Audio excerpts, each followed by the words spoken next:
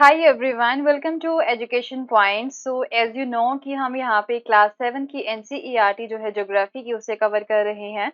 And इस book का name है अवर इन्वायरमेंट। तो इस बुक में हर एक जो एस्पेक्ट है रिगार्डिंग द इन्वायरमेंट उसे हम कवर कर रहे हैं। रिगार्डिंग जैसे कि आपका हो गया अर्थ के साथ जो है जितनी भी चीजें हमें अर्थ पे देखने को मिलती हैं, लिथोस्फेयर हो गया, राइट, एटमॉस्फेयर हो गया, बायोस्फेयर हो गया, उन सारे जो है डोमेन्स को हमने यहाँ पे कवर किया था। एंड आफ्टर दैट जो है एयर के रिगार्डिंग भी हमने सारी चीजें जो है कवर की थी कि जितने भी यहाँ पे आपको गैसेस देखने को मिलती हैं और एयर में भी जो है और भी कई सारी लेयर्स होती हैं, तो वो सारी चीजें कवर की हैं। एयर हो गया, राइट, वाटर हो गया, राइट, वाटर बॉडीज के बारे में हमने यहाँ पे कवर किया था। तो ये सारी चीजें हम कवर कर चुके हैं। And in our previous video जो हमारा चैप्टर नंबर 7 था, राइट, वो हमने यहाँ पे कवर किया था। एंड ये था about the human environment, right.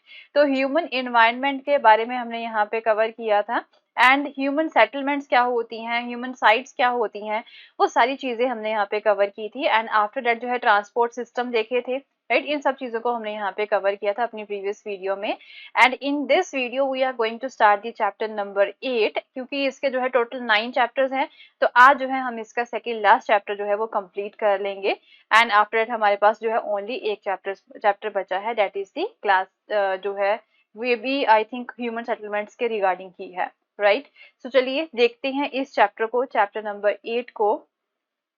So it is about the human environment also, जैसे कि चैप्टर नंबर 7 भी ह्यूमन इन्वायरमेंट के रिगार्डिंग ही था, तो ये चैप्टर भी जो है ह्यूमन इन्वायरमेंट के रिगार्डिंग ही है। तो इसमें हम बात करेंगे इंटरेक्शंस, राइट। तो ह्यूमन इन्वायरमेंट की जो इंटरेक्शंस हैं वो किस तरह से होती है। तो हम मेनली दो रीजन्स जो होते हैं, राइट, ग्लोब के ऊपर दो रीजन्स जो होते हैं, जो ट्रॉपिकल रीजन है एंड जो सब ट्रॉपिकल रीजन है, उनके बारे में बात करेंगे। तो आई होप आपको जो है इसके बारे में पता होगा। आपने ग्लोब वाला जो चैप्टर है क्लास 6 की जो एनसीईआरटी थी उसमें ग्लोब वाला चैप्टर जो है वो अच्छे से कवर किया होगा। एंड अगर नहीं कवर किया है तो आप क्लास 6 की जो एनसीईआरटी मैंने कवर करवाई है उसमें ग्लोब का जो चैप्टर कवर करवाया है, तो वहां से उसे अच्छे से कवर कर सकते हो, क्योंकि वो मस्ट है। ग्लोब को समझना अच्छे से जो है वो मस्ट है। अगर आप उसे अच्छे से समझ लोगे वहां पे, तो उसी के बाद में ही जो आपको ये सारी चीजें अच्छे से समझ में आएंगी। ओके। तो अभी देखते हैं the tropical and the sub tropical region. तो मेनली दो रीजन्स हैं यहाँ पे, एक अमेज़न बेसिन हो गया आपका, दूसरा इंडिया में गंगा ब्रह्मपुत्र बेसिन। इनके बारे में ही हम यहाँ पे कवर करेंगे, राइट। दो टॉपिक्स हैं। सो इसमें जो है ये आपका ग्लोब हो गया, तो आप देख सकते हो ये हो गया आपका 0 डिग्री पे इक्वेटर वाली line. Okay. And after that यहाँ से जो है आपका Tropic of Cancer and Tropic of Capricorn हो गया।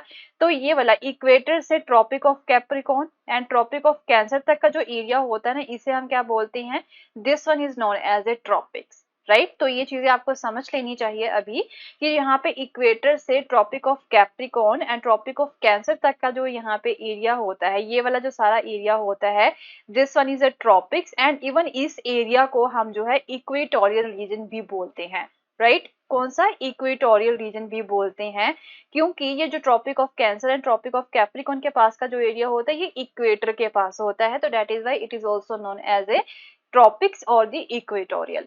तो यहाँ से अब ये हो गया आपके ट्रॉपिकल वाली लाइन। एंड यहाँ से 23.5 डिग्री होता है, ये वाला 23 डिग्री समथिंग कुछ होता है। तो यहाँ से अप टू 30 डिग्री इधर साउथ तरफ। एंड यहाँ ये भी 23 डिग्री, राइट, 23 डिग्री 27 समथिंग ऐसे होता है। ये कौन सा एन होता है इसके साथ। तो यहाँ से जो यहाँ पे 30 डिग्री तक एक्सटेंड होता है, ये वाले जो एरियाज होते हैं ये होते हैं आपके सब ट्रॉपिक। ओके, आई होप आपको समझ में आ गया होगा। यहाँ पे ट्रॉपिक ऑफ कैंसर से लेके ये वाला 30 डिग्री यहाँ पे नॉर्थ तक, एंड इधर से ट्रॉपिक ऑफ कैप्रिकॉन से लेके धीरे यहाँ पे नीचे की तरफ 30 डिग्री एस की तरफ जो एरियाज होते हैं, this one is known as a sub tropics. Okay. तो इन्हीं के बारे में tropics and sub tropic area जो है उसमें दो चीजें, अमेज़न बेसिन एंड उसके बाद में गंगा ब्रह्मपुत्र बेसिन के बारे में हम यहाँ पे कवर करने वाले हैं चैप्टर नंबर 8 में, राइट। तो चलिए देखते हैं about the Amazon river basin. तो अमेज़न रिवर बेसिन के बारे में जो है, इस मैप को समझने से पहले हम यहाँ पे थोड़ा सा आगे पहले देख लेते हैं life in the Amazon basin, right. So the tropical region lies very close to the equator, तो आपको बता ही चुकी हूँ ये चीजें कि जो ट्रॉपिकल रीजन होते हैं वो इक्वेटर के बहुत ही पास होते हैं, बिटवीन 10 डिग्री नॉर्थ से 10 डिग्री एस की तरफ। तो डेट इज वाई इसे हम जो है इक्वेटोरियल रीजन भी बोलते हैं। ओके, तो ट्रॉपिक्स को हम यहाँ पे इक्वेटोरियल रीजन भी बोलते हैं। एंड अगर हम बात करें रिवर अमेज़न की, ओके, तो अब अमेज़न बेसिन भी मैं आपको यहाँ पे बता चुकी हूँ कि बेसिन होता क्या है। इन चीजों के बारे में भी हम यहाँ पे अपने प्रीवियस चैप्टर्स में जो है पढ़ चुके हैं। जब हम यहाँ पे वाटर के बारे में जो है बात कर रहे थे जिस चैप्टर में, तो उसमें हमने जो है बेसिन्स के बारे में भी बात की थी। ओके, तो बेसिन एक बड़ी जैसे कि एक बड़ी वाटर बॉडी होती है, सपोज एक ओशन है एंड ये एक रिवर यहाँ पे आ रही है। तो ये जो रिवर है ना, यहाँ पे, यहाँ से आपका ओशन स्टार्ट हो रहा है, तो ये रिवर यहाँ से आ रही है। तो जिस एरिया में ये जो रिवर जो है वो ओशन के साथ मिल रही होती है, मीन यहाँ पे जिस एरिया से जो है ओशन की तरफ ये पहुंचती है, वहां पे गिरती है, उस एरिया में जो है ना एक बेसिन बन जाता है। वहां पे सैंड वगैरह सारी चीजें जो है ना वो इकट्ठी हो जाती है, जो भी ये अपने साथ लेके आई होती है। तो ये एक रिवर माउथ भी होता है, इसे हम रिवर माउथ भी बोलते हैं। तो इसके पास एक बेसिन बन जाता है, अमेज़न बेसिन। ओके, तो the river Amazon flow through this region. तो जो अमेज़न रिवर है ना वो कहाँ से होके गुजरती है, वो इक्वेटोरियल रीजन में ही पड़ती है। And notice how it flows from the mountains to the west and reaches the Atlantic Ocean to the east. तो यहाँ पे आप मैप में देखें, ये हो गया इसका वेस्ट एरिया एंड ये हो गया इसका ईस्ट एरिया, एंड यहाँ पे ये अटलांटिक ओशन है ईस्ट की तरफ। तो यहाँ पे जो है ना माउंटेन्स है, ये इक्वेडोर एंड पेरू के पास जो है ना यहाँ पे कुछ माउंटेन्स है। यहाँ से ये होते हुए, राइट, ये कहाँ पे जाके गिरती है, यहाँ पे ये बेसिन बनाती है ना, इधर आपका हो गया अटलांटिक ओशन। तो यहाँ पे आके ये गिर जाती है, तो यहाँ पे जो है इसका अमेज़न बेसिन बन जाता है। ओके, तो ये यही वाला जो होता है ना बेसिन के पास, यहाँ पे ये एक बड़े ओशन में जाके गिरती है, उसे हम रिवर माउथ भी बोलते हैं। तो वेस्ट में यहाँ से होते हुए ये ईस्ट की तरफ बहती है, अटलांटिक ओशन में जाके जो है ये गिर जाती है। तो रास्ते में जो है ना इसके साथ कई और ट्रिब्यूटरीज जो होती हैं, जैसे कि ये वाली होगी एक छोटी सी रिवर, उसका पानी इस रिवर के साथ आके मिल गया, ये अमेज़न मेन रिवर है। ओके, तो ये इसका बेसिन है एंड यहाँ पे आके ये गिर जाती है। तो इसमें जो है ना और भी रास्ते में कई सारी छोटी छोटी जो ट्रिब्यूटरीज होती है ना वो इसमें जो है आके गिर जाती हैं। Okay,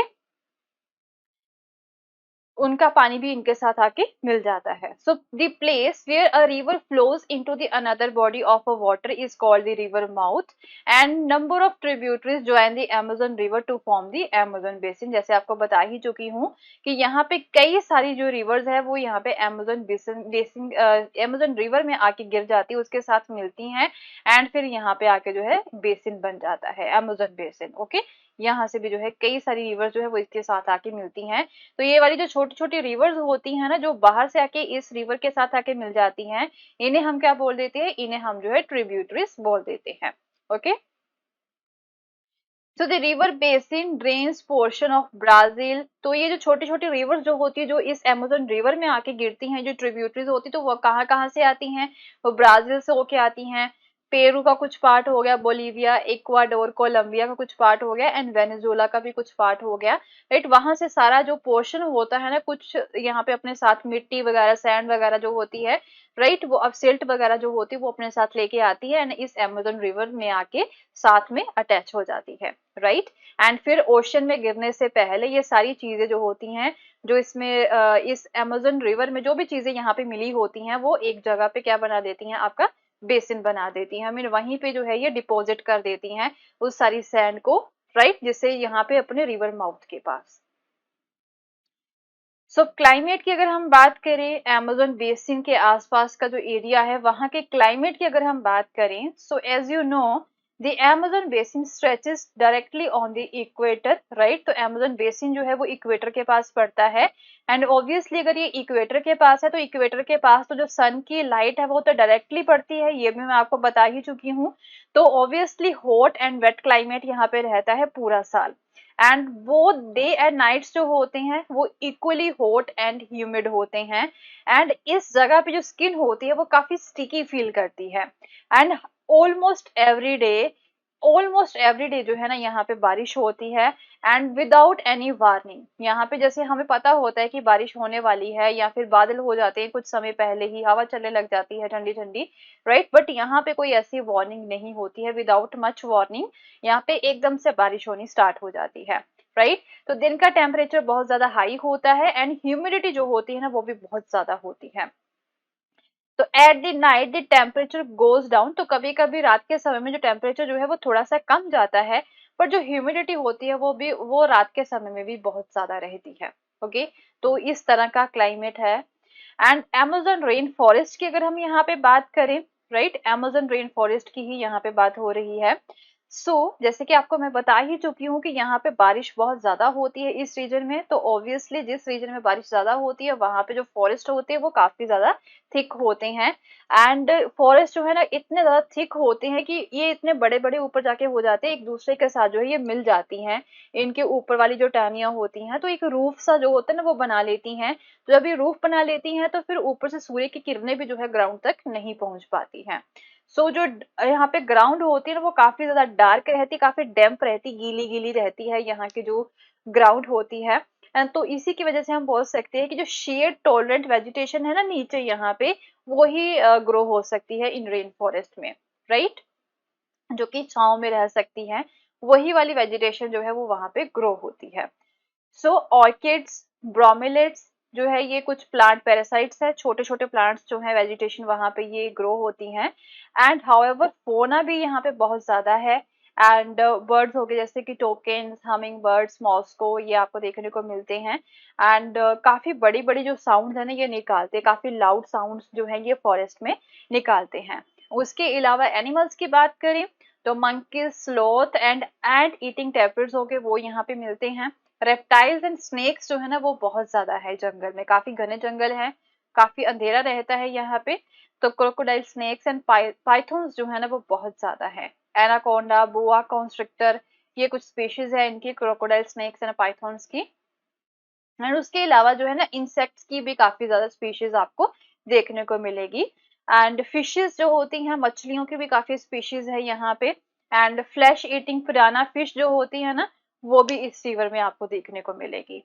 this basin is thus extraordinary rich in the variety of life found there. तो हम बोल सकते हैं कि ये वाला जो बेसिन है ना, अमेज़न रिवर बेसिन जो है, ये एक्स्ट्रा ऑर्डिनरी जो है ना यहाँ पे आपको लाइफ मिलेगी, काफी ज्यादा वेराइटी ऑफ लाइफ जो है वो आपको यहाँ पे देखने को मिलेगी। ओके, काफी ज्यादा इंपॉर्टेंट है ये हमारे लिए। तो इस रेन फॉरेस्ट में जो लोग रहते हैं उनके बारे में बात कर लेते हैं। तो स्मॉल एरियाज में ही जो लोग हैं वो अपना खाना जो है वो ग्रो करते हैं। एंड ये क्या करते हैं कि फॉरेस्ट में जो है ना थोड़े से ट्रीज को ये काट लेते हैं, तो वहां पे ये खेती करते हैं। एज सच कोई बड़ी जो लैंड होती है, कोई फ्लैट लैंड जो होती है जैसे कि हमारे इधर नॉर्थ इंडिया में जो है मिल जाती है, वैसी वहां पे नहीं है। ये फॉरेस्ट को क्लियर कर लेते हैं, थोड़ा सा छोटा सा पैच जो होता है वो क्लियर कर लेते हैं, वहां पे ये खेती करते हैं। तो जो मेन है वो हंटिंग का काम करते हैं एंड फिशिंग का काम करते हैं अलोंग द रिवर्स। एंड जो वुमेन है वो क्रॉप्स की देखभाल करती हैं, राइट। तो वुमेन जो है वो कई तरह की ग्रो भी करती हैं क्रॉप्स को, जैसे कि tapioca, pine Apple, sweet potato हो गया। एंड जो क्योंकि हंटिंग एंड फिशिंग जो होता है वो अनसर्टेन होता है, कभी यहाँ पे हंटिंग हो सकती है किसी दिन नहीं भी हो सकती है, फिशिंग भी किसी दिन होती किसी दिन नहीं पॉसिबल होती है। तो ये काफी अनसर्टेन होती है। तो हम बोल सकते हैं कि वुमन ही ऐसी वहां पे हम बोल सकते हैं कि पर्सन होता है फैमिली का, जो कि अपने फैमिलीज को फीड करती हैं एंड उसे जिंदा रख सकती हैं, क्योंकि जो वेजिटेबल्स वो ग्रो करती हैं उनके ऊपर वो डिपेंड रहते हैं मोस्टली। तो ये कौन सी प्रैक्टिस को जो है फॉलो करते हैं, स्लैश एंड बर्न एग्रीकल्चर को ये फॉलो करते हैं। स्लैश एंड बर्न एग्रीकल्चर के बारे में आगे स्लाइड में पढ़ते हैं, जो कि आपके लिए बहुत ज्यादा इंपॉर्टेंट है, राइट। स्टेपल फूड कौन सा इनका, मैनियोक है, जिसे हम कसावा भी बोलते हैं। एंड ये पोटैटो के जैसे होता है, एंड ये अंडर द ग्राउंड ग्रो होता है। And queen ants and egg sacs भी ये खाते हैं। एंड कुछ कैश क्रॉप्स जो होती हैं जिसे ये बेचते हैं, कॉफी, मेज, कोकोआ, इसे भी ये ग्रो करते हैं, राइट। सो इस रेन फॉरेस्ट में जैसे कि आपको पता है कि ये रेन फॉरेस्ट है, जंगल है। एंड काफी ज्यादा वुड भी आपको मिल जाती है हाउसेस के लिए। तो घर किस तरह के ये बनाते हैं लोग, मोस्टली जो थैच्ड हाउसेस होते हैं ना वैसे ये बनाते हैं, जो कि वी हाइव्स के जैसे दिखते हैं। ये आप देख सकते हो, ये हो गए इस तरह से जो है ना, ये लकड़ी से बने हुए घर हैं। जैसे एक छत, हम बोल सकते हैं छत्ता नहीं होता है यहाँ पे मधुमक्खियों का, तो वैसे ये घर जैसे दिखाई देते हैं। एंड उसके अलावा जो अदर लार्ज अपार्टमेंट होते, कई बार बड़ी फैमिलीज भी होती है, ओके, तो वो जो है ना मेलोका जैसे घर बनाते हैं। एंड काफी स्लैंटिंग रूफ होती है इसकी, ये वाली स्लैंटिंग रूफ होती है ये इस तरह की। तो ये थोड़े से बड़े घर भी बना लेते हैं कई कई बार लार्ज फैमिलीज के लिए जो घर बनाने होते हैं, तो ओके।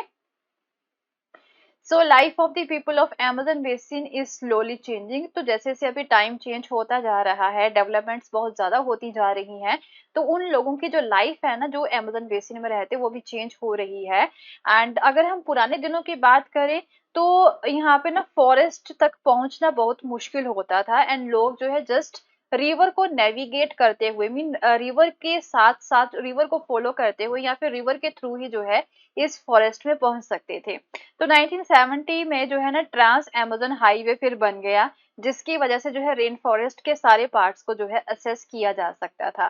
तो फिर एयरक्राफ्ट हो गए, हेलीकॉप्टर्स हो गए, राइट, वो भी फिर यूज होने स्टार्ट हो गए रेन फॉरेस्ट के डिफरेंट पार्ट्स तक पहुंचने के लिए। And the indigenous people was pushed out from the area and forced to settle in the new areas where they continue to practise their distinctive way of farming. अब क्या हो गया, तो बाहर के लोग जो है वो इस जंगल में आना स्टार्ट हो गए, तो वो इस जंगल की लकड़ी को, यहाँ की चीजों को जो है ना यूज करना स्टार्ट कर देते हैं।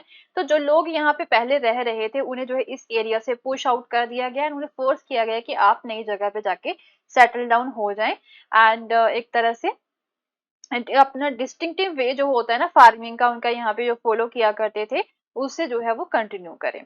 सो द डेवलपमेंटल एक्टिविटीज जो है ना, राइट, वो यहाँ पे हो रही है, जिसकी वजह से जो बायोलॉजिकली डाइवर्स रेन फॉरेस्ट है ना, वो ग्रेजुअली डिस्ट्रक्ट हो रहा है। मीन यहाँ की जो लकड़ी को काटा जा रहा है लगातार डेवलपमेंटल एक्टिविटीज के लिए, जिसकी वजह से जो एक्चुअल फॉर्म थी ना इस रेन फॉरेस्ट की, वो खराब हो रही है। तो लकड़ी को काटा जा रहा है। एंड जो फीचर पहले यहाँ पे हुआ करते थे, वो अब नहीं देखने को मिलते हैं।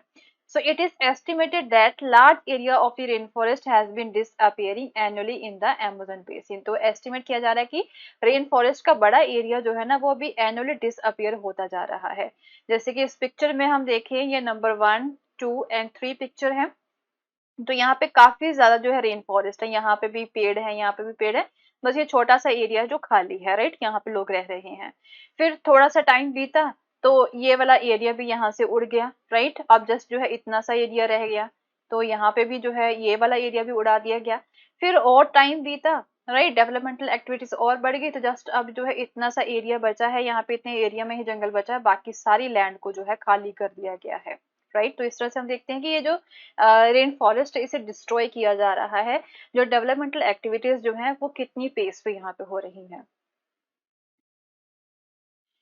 So next see about the slash and burn, right, slash and burn practice जो यहाँ पे फॉलो की जाती है इन लोगों के द्वारा, राइट, खेती करने के लिए, उसके बारे में देख लेते हैं।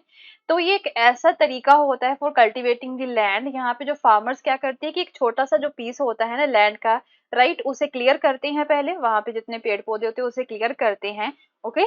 एंड जैसे कि ट्रीज हो गए, बुशेस हो गए, उसे काट देते हैं। फिर उसके बाद में उन ट्रीज एंड बुशेस को जो है ये जला देते हैं। फिर उसे जलाने के बाद में उन ट्रीज एंड बुशेस में से जो है ना न्यूट्रिएंट्स निकलते हैं, जो कि फिर कहाँ पे चले जाते हैं, वो सॉइल में चले जाते हैं, ओके। क्या होता है, सॉइल में चले जाते हैं। एंड ये जो एशेज होती हैं जो बर्न की जाती हैं ट्रीज एंड बुशेस की, उसे सॉइल में जो है फैला दिया जाता है, सो डेट कि वो वाले न्यूट्रिएंट्स जो है वो सॉइल में चले जाएं, ओके। सो फिर उसके बाद में आप क्या होता है, फिर क्रॉप्स को यहाँ पे ग्रो किया जाता है। And in this clear field for a few years, कुछ सालों के लिए वहां पे जो है खेती की जाती है। एंड जब ये कुछ सालों के लिए लगातार इस पैच को यूज कर लेते, वहां पे खेती कर लेते हैं, तो जो न्यूट्रिएंट्स होते हैं ना सॉइल के, वो फिर लूज होना स्टार्ट हो जाते हैं। तो फिर वो क्या करते हैं, फिर कुछ समय के लिए इस पैच को अबेंडन कर देते हैं, एंड वहां से किसी दूसरी जगह पे जाके किसी और पैच को खाली करते हैं, फिर यही वाला तरीका वहां पे भी अपनाते हैं, okay. And then they clear another plot of land to plant, and in the meantime young trees grow in the old field, and in this way soil fertility is stored। तो ये पुराना फील्ड था ना, right, उसे कुछ समय के लिए खाली छोड़ दिया जाता है, वहां के जो न्यूट्रिएंट्स होते हैं वो फिर दोबारा से आ जाते हैं। एंड फिर दोबारा से जो है कुछ समय के बाद में फिर यहाँ पे आके वो खेती करना स्टार्ट कर देते हैं, राइट। सो अभी जो है ये चैप्टर आपका कंप्लीट नहीं हुआ है, अभी हमें जो है गंगा रिवर बेसिन के बारे में भी पढ़ना है एंड उसे हम जो है अपनी नेक्स्ट वीडियो में कवर करेंगे, ओके। तो ये था आपका 8 चैप्टर का फर्स्ट पार्ट अभी हमने यहाँ पे कवर किया है, इसमें हमने जस्ट अमेजन रिवर बेसिन के बारे में पढ़ा है and in our next video we are going to discuss about the Ganga river basin, Ganga Brahmaputra river basin, okay. So मिलते हैं अपने नेक्स्ट वीडियो में एंड अगर आपको मेरा कोर्स पसंद आया तो इसे शेयर करना ना भूलें। Thank you so much, have a nice